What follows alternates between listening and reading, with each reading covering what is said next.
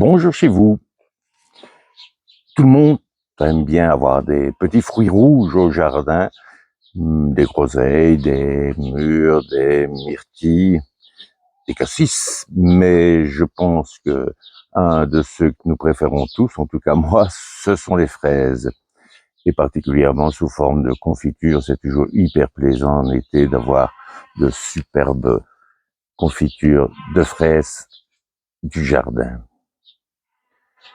Bon, maintenant, quelle est la meilleure période pour cultiver les fraises? Ben, c'est soit en automne, soit au printemps.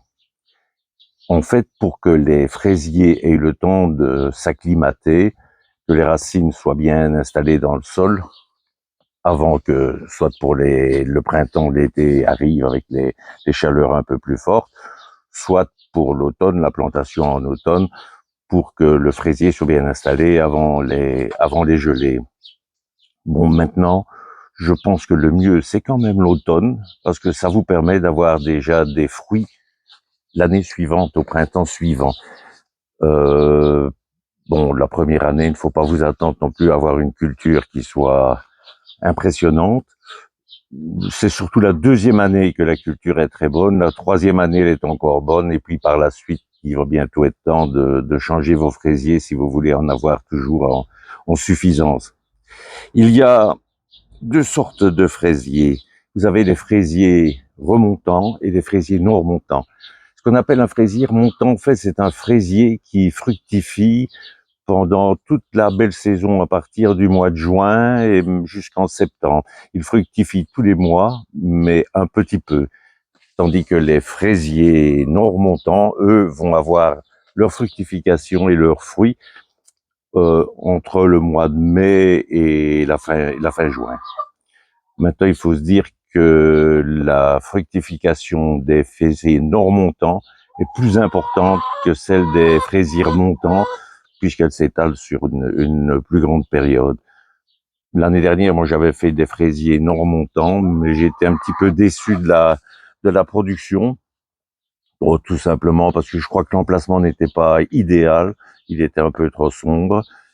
Et cette année, j'ai décidé de planter en automne des fraisiers non remontants qui sont un classique de la fraise, c'est la gariguette. Alors, on peut soit faire ces fraisiers soi-même, à partir du moment où on utilise les petits fraisiers qui ont été produits par vos fraisiers qui sont installés. En fait, ils vont commencer à faire des petits fraisiers le long d'une tige qu'on appelle un stolon, une tige racine, une racine aérienne, je ne sais pas comment on peut l'appeler exactement. Et vous avez en fait carrément un petit fraisier ou plusieurs petits fraisiers qui viennent pousser là au bout. Si vous prenez ces petits fraisiers, vous les installez dans un pot avec du terreau, vous les laissez un peu s'installer et retrouver leur indépendance sans le pied-mère. Et ensuite, vous pouvez les installer au jardin. Soit vous prenez vos fraisiers dans une jardinerie où vous allez trouver des pieds soit en racines nues, soit en pot. Cette année, j'ai décidé de les prendre en pot tout simplement parce que comme j'étais pas trop satisfait de mes fraisiers qui est installé cette année-ci, j'ai trouvé que c'était mieux de prendre une autre sorte de fraisier. J'ai donc été la chercher en jardinerie. Pour moi, c'est assez simple puisque nos enfants possèdent une grosse jardinerie dans ma région et que forcément, je vais me fournir à ce moment-là là-bas. Où installer vos fraisiers? Bon, il faut tout d'abord au niveau du sol avoir un sol qui est riche avec beaucoup d'humus. Il faut que le sol soit aussi bien drainé, bien, comment je vais dire, la terre assez meuble, assez souple. Bon, il n'y a pas besoin d'avoir une terre meuble sur une grosse profondeur, vu que le fraisier a des racines, un système racinaire qui est assez peu profond. Mais bon, il faut aussi avoir une terre, c'est mieux si la terre est un petit peu légèrement acide. Que dire également? Bon, vous pouvez amender votre terrain, bien entendu, avec soit du compost, soit du fumier, mais qui soit pour les deux bien décomposé. Au niveau des distances de plantation, vous allez respecter entre les fraisiers entre 30 et 40 centimètres dans tous les sens pour qu'ils puissent s'étaler convenablement.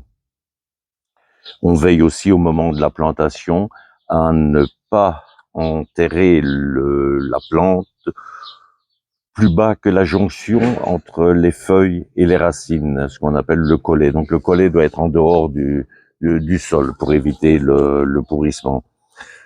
Bon, une fois qu'ils sont installés, un bon arrosage est nécessaire et par la suite, lors de l'entretien journalier, puisque c'est une plante vivace, elle doit être entretenue couramment. À ce moment-là, vous devez maintenir le sol humide, mais pas détrempé, parce qu'il n'aime pas ça du tout, et vous risquez de faire pousser les racines. Si on doit arroser parce qu'il fait sec, on essaye aussi de ne pas trop arroser les feuilles pour éviter les maladies fongiques. Ce qu'on fait également, généralement, c'est pailler vos fraisiers. Non seulement ça vous permet d'avoir des fruits qui ne sont pas souillés par la terre quand il pleut, le paillage vous permet aussi de conserver une bonne humidité du sol et il permet également d'éviter la prolifération des ce qu'on appelle les mauvaises herbes, disons des adventices et des herbes indésirables. Au niveau de l'engrais, il faut faire attention de ne pas donner trop d'azote comme pour tous les fruits, sinon vous allez augmenter la production des feuilles au détriment de celle des fruits. Donc, on commence en début de saison par donner pas mal d'azote pour que le feuillage s'installe correctement. À ce moment-là, vous pouvez utiliser du purin d'ortie, moi c'est ce que je fais, ou bien on peut utiliser aussi de l'urine diluée à 5%. Par la suite, en prévision de la fructification, il vaut mieux l'arroser au purin de consoude, le purin de consoude étant beaucoup plus riche en potasse, qui est en fait le nutriment qui permet de bonnes floraison, de bonne fructification. Voilà, je crois, tout ce qu'on peut dire au sujet de la plantation du fraisier. Il faut choisir aussi un emplacement qui soit bien ensoleillé parce que le fraisier aime le soleil, la luminosité. Il doit avoir au moins 6 à 8 heures de soleil par jour. Voilà. Je crois que je vous ai à peu près dit tout ce qu'il est important de savoir sur le fraisier. Bon, j'espère que cette petite vidéo vous aura appris quelque chose, surtout pour les débutants, bien entendu. Pour les jardiniers confirmés, ils connaissent tout ça. Et je vous souhaite une bonne journée ou une bonne soirée, c'est selon. Et je vous dis bonjour chez vous.